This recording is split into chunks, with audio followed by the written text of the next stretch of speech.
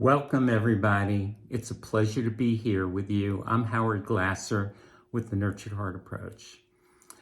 So, I have my green shirt on today because it's a green light.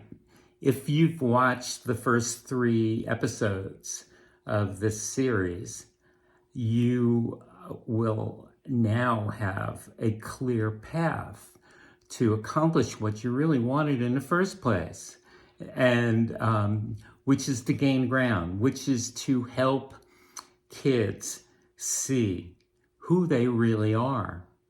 You know, I've met a lot of people along the way who say that this kid, this girl, this boy has so many great qualities, and they're in pain because the great qualities get hidden underneath a barrage of difficult behaviors where the child's intensity has gone awry. So today I'm going to call this whatever, because I want to ramble a little bit about the true goal, the true nature of, seeing that intensity is not the enemy. The intensity a child has is our life force. If we woke up tomorrow morning and our intensity was gone, we'd have trouble getting out of bed. It would rain on our parade.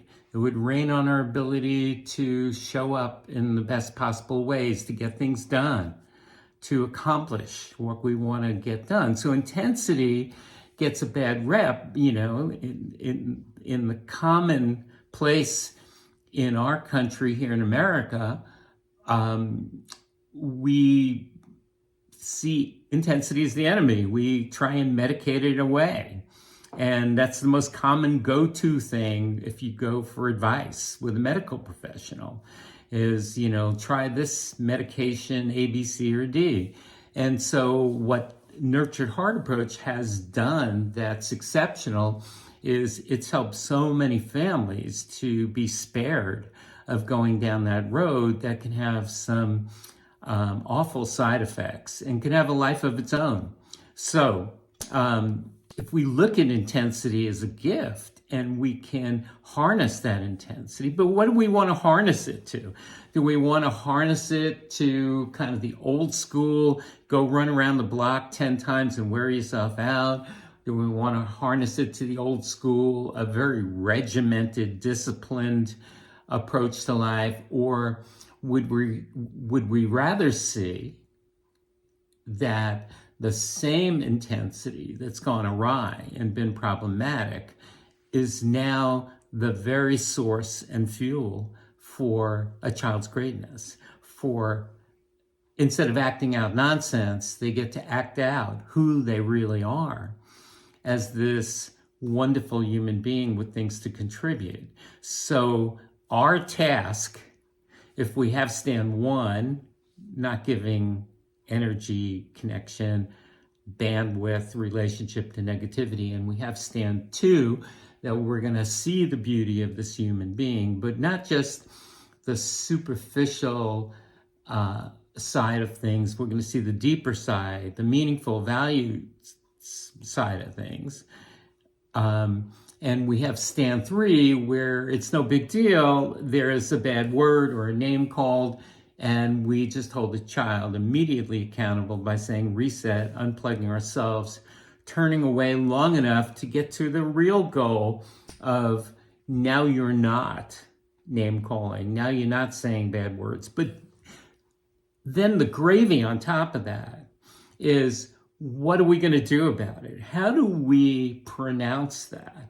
How do we kind of create a positive confrontation with the child so they see the inherent value of the choice they're making right now?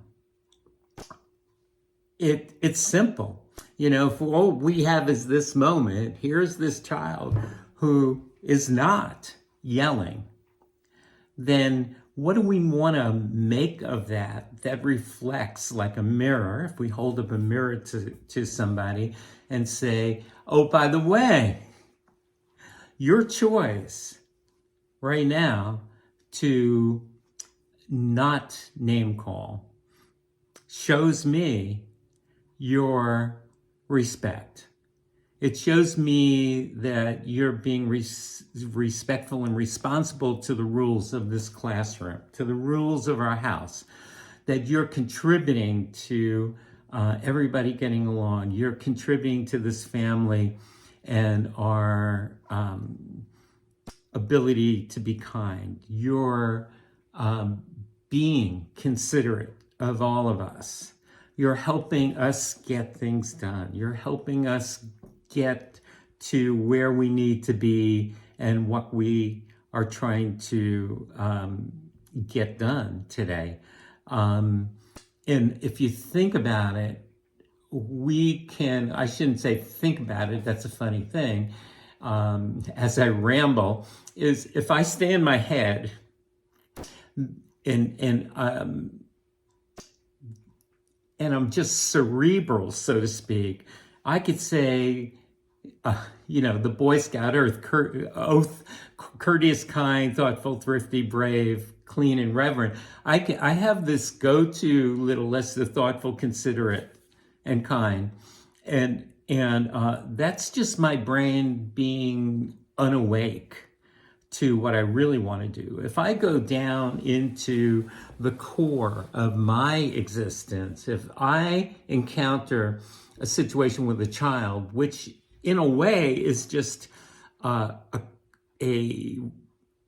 capturing of their energy, I see something in the interaction between us or between that child and their life, other people, and circumstances of their life. And if I could drop down into this incredible place of who I really am and my ability to see deeper, I can go to that same place of the child now not saying a bad word and go, that was a tough decision you made, because I could tell you were still mad and you really, really seemed to want to lash out some more and do some more name calling.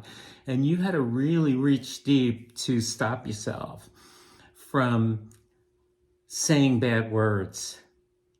And I'm so appreciative of how you used your power, your wisdom, how you restrained that urge, that impulse in you to blurt something out. You were you rallied yourself. You decided who you really are in that moment as a person who chooses to be respectful to other people. I see that respectfulness in you. That's a great quality I see in you. So I'm glad I said I'm going to be rambling today and I'm going to be talking about whatever, because that's really the place where we achieve the most gain, is if it becomes our quest when problems aren't happening, when good choices are being made to build inner wealth. It's like building a house, and it's harder during the winter season and inclement weather to make as much gain as when, like, okay, game on, it's growing season. I'm glad I wore my green shirt. It's a beautiful day in the neighborhood. Let's get some stuff done. I'm going to build today. I don't want to be the person who, when everything's going right, I fall asleep at the wheel and I forget my goal. I forget my agenda. My agenda is to build inner wealth, resounding, profound, meaningful inner wealth, which translates to the child coming to feel meaningful and valued for all the great choices they're making. And then out of that, they begin to form a picture of who they really are. Oh, I am a respectful person. I am a kind person. I am a child with restraint. Those muscles get defined. Those muscles get toned. the ability to act out that sense of who they are again and again and again gets empowered. We want kids to feel empowered, not disempowered. We want kids to feel inner wealthy. I'll end with one more thought, which is, we live in a world that's been described as the haves and the have-nots, the 1% of billionaires and the 99% of those who are poor. And in my belief, there's room for everyone, every child, every one of us to be an inner wealth billionaire. The fact is, we can do this same thing on behalf of ourselves. When things are going well, when things aren't going wrong, and in the middle of some intensity that's stirred up with us, we could take that same intensity and channel it. And that's, after all, what we're doing for the sake of the child, is we're moving their life force, their intensity, from a form of belief they get more to life through negativity to a new reality that they get more to life through the beauty of who they are. Okay, see you next time.